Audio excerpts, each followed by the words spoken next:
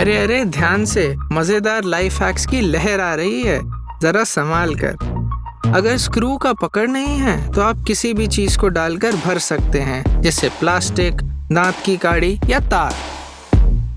यहाँ हम लॉलीपॉप को एक पीवीसी पाइप में खड़ा कर इस तरह गोंद से भर लेंगे। सूखने पर काट लीजिए और ड्रिल करके इसमें छेद बना लीजिए। ये रहा आपका एक्स्ट्रा नोजल। खिड़की पर जाली होना बहुत ज़रूरी है, खासकर गर्मी के मौसम में, पर इसे लगाना बहुत आसान नहीं है। हमें इस तरह प्लास्टिक का एक परछा बना सकते हैं और यहाँ फंसा सकते हैं। इसके चलते हम अंदर बैठे ही जाली आराम से लगा सकते हैं।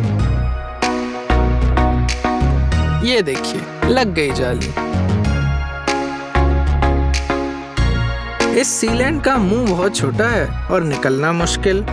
नोक के मुंह को पिघलाकर ऐसे बंद कर देंगे और बगल से काटकर इस तरह इस्तेमाल करेंगे। ये देखिए, एक मोटी परत निकल आई।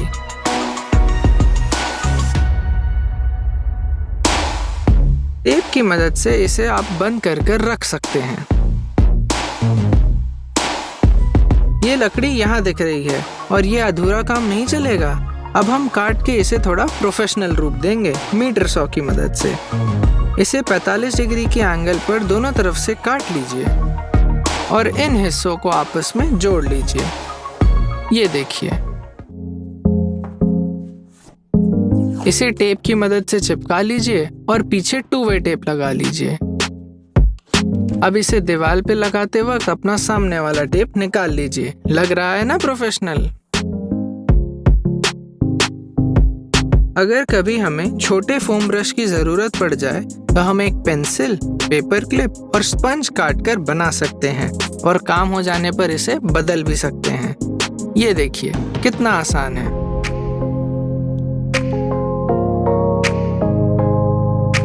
यहाँ हम एक प्रूसिक गांठ बनाएंगे क्योंकि इसे आसानी से बांधा और खोला जा सकता है।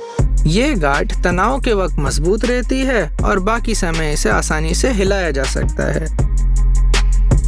इसका इस्तेमाल रस्सी और लकड़ी से टेंट बनाने में किया जा सकता है।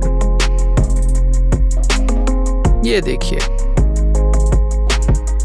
अब हम इन लकड़ी के 2 पट्टों को सरल तरीके से जोड़ेंगे। पहले चौड़ाई की मार्किंग करेंगे और उसका आधा हिस्सा काट लेंगे।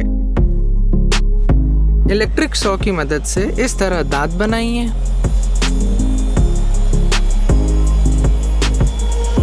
और बन जाने पर छेनी से इस तरह से तोड़ लीजिए। नीचे के भाग को सॉ की मदद से चिकना कर लीजिए।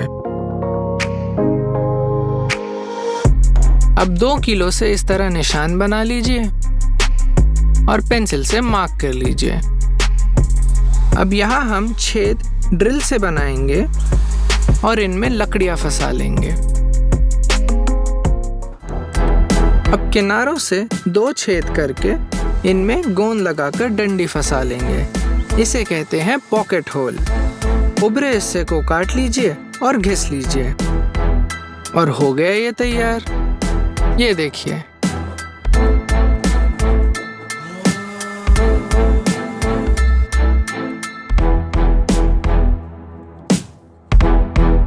आइए अगले प्रोजेक्ट पर। यहाँ हम अपनी आरी पर एक गहराई की पाबंदी लगाने वाले हैं। एक लकड़ी काट लीजिए जो आरी की लंबाई की हो और चौड़ाई में उसकी आधी।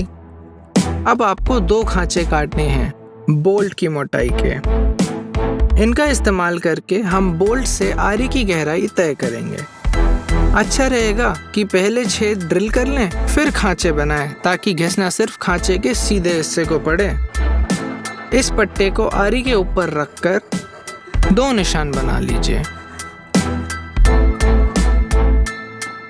कुछ इस तरह। जितना ऊपर उतना बेहतर। अब इन निशानों पर ड्रिल कर लीजिए।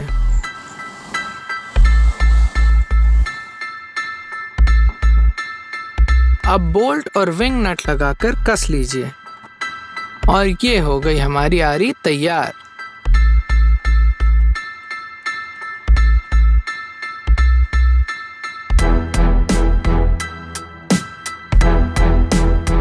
ये देखिए, इसे काटने पर अब पाबंदी लग चुकी है। अब आपकी मनचाही गहराई पर ही कटाई होगी।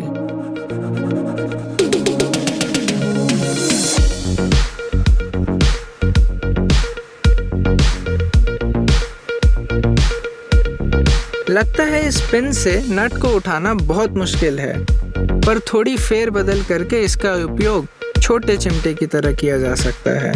स्प्रिंग निकाल कर लकड़ियां पलटा दें और इस तरह वापस लगा दें। अब इससे हम सब कुछ उठा सकते हैं। ये देखिए, छोटी से छोटी चीज। ये है एक पार्टी ट्रिक। उठाइए सिरिंज और माचिस, सुई को फेंक दीजिए और माचिस के डब्बे के खुरखुरे हिस्से को काट लीजिए। कटे हुए भाग को गोल घुमाकर माचिस की तीली पर इस तरह लपेट लीजिए। इस तरह। अब टेप से सिरिंज के अंदर फंसाने जितनी मोटाई तक लपेट लीजिए।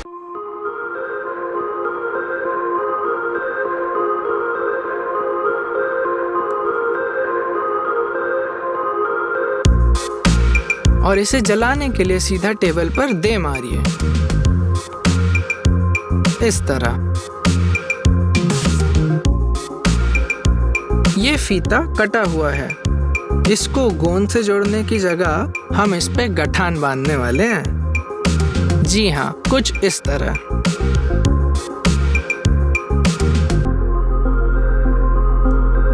और ये हो गया।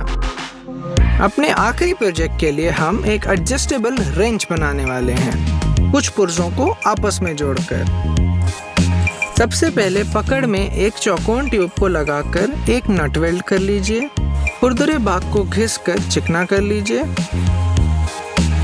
अब हम दो नट को लंबे बोल्ट में 2 इंच की दूरी पर लगाएंगे। अब एक क्लैंप से पकड़ के ऐसे वेल्ड कर लीजिए।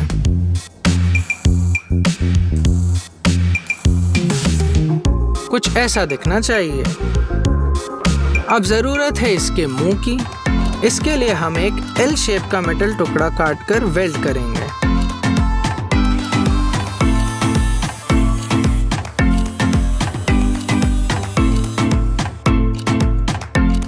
और खुरदुरे और अनचाहे भाग को निकाल देंगे।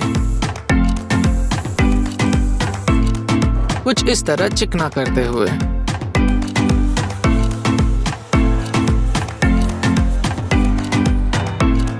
और ये हो गया हमारा पाना तैयार। इसे हम किसी भी पाने की तरह इस्तेमाल कर सकते हैं और नाप ना बैठने पर सिर्फ गोल घुमाने पे यह पाना तैयार। अजीब आकारों में भी ये काम करेगा, जैसे कि ये पाइप। और टिप्स और ट्रिक्स के लिए हमारी अगली वीडियो देखें।